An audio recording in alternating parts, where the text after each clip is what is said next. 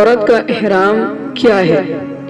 جس طرح مردوں کا احرام ہوتا ہے اوپر ایک چادر نیچے ایک چادر، اسی طرح عورت کا احرام بھی سن لیجئے۔ عورت کا احرام اللہ کے رسول صلی اللہ علیہ وسلم کی حدیث ہے، احرام المرأة فی وجہہا، عورت کا احرام اس کے چہرے میں ہے، یعنی عورت حالت حج میں اپنے چہرے پر نقاب نہیں ڈالے گی بلکہ اپنا چہرہ کھلا رکھے گی۔ اس لیے فقہاء کرام نے لکھا ہے کہ احرام کے پہننے کے بعد چہرے کا چھپانا عورت کے لیے جائز نہیں ہے، بلکہ وہ احرام کی حالت میں چہرہ کھولنے کا طریقہ اختیار کرے گی، اپنی چہرے کو حالت احرام میں چھپائے رکھے گی۔ لیکن بعض فقہاء نے یہ کہا ہے، بلکہ اکثر فقہاء نے یہ کہا ہے کہ عورت اپنے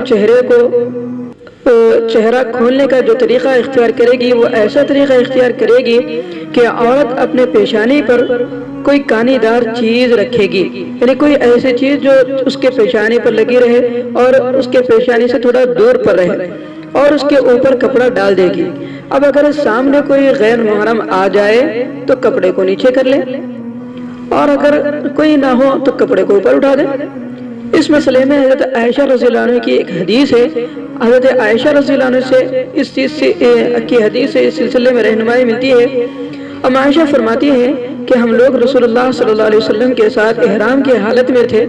اس وقت کوئی سوار ہمارے پاس سے گزرتے تو ہم میں سے جس کا سامنا ہوتا وہ اپنے سر سے چادر کھینچ کر چہرے پر ڈال لیتی، پھر جب وہ سوار گزر جاتا تو چہرہ کھول لیتی۔ تو اس روایت سے معلوم ہوا کہ عورت کے لیے درست نہیں ہے کہ وہ اپنے چہرے کو چھپائے، لیکن اگر چہرے پر کوئی چیز لٹکائے اور اسے چہرے سے دور رکھے تو اس میں کوئی حرج نہیں ہے۔ جواز کی وجہ یہ ہے کہ جب عورت اس کو چہرے سے ہٹا کر رکھے گی تو یہ ایسا ہی ہوگا جیسے عورت خیمے میں بیٹھے اور خیمے کے کپڑے سے اپنے آپ کو ڈھک لے۔ تو اس صورت میں اگر عورت یہ طریقہ اختیار کرے گی تو اس طریقے سے اپنے چہرے کو غیر مردوں سے چھپا سکتی ہے، جبکہ وہ چہرے کے پیشانی کے اوپر کوئی ایسی چیز رکھ لے جو کانی دار ہو، یعنی جو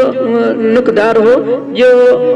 چہرے سے دور ہو، چہرے کو چپک کر اس کا کپڑا نقاب وغیرہ نہ ہو بلکہ چہرے سے تھوڑا فاصلے پر ہو۔ تو ایسی صورت میں اگر وہ کوئی چیز اگر ڈالے گی تو اس کے لیے ڈالنا درست ہے، ورنہ عورت کا احرام تو یہ ہے کہ عورت اپنا چہرہ کھلا رکھے گی۔ اللہ تعالیٰ سے دعا ہے کہ اللہ تعالیٰ ہماری ماں اور بہنوں کو ان باتوں پر عمل کرنے کی توفیق نصیب فرمائے اور اپنے احرام کو سمجھنے کی توفیق نصیب فرمائے۔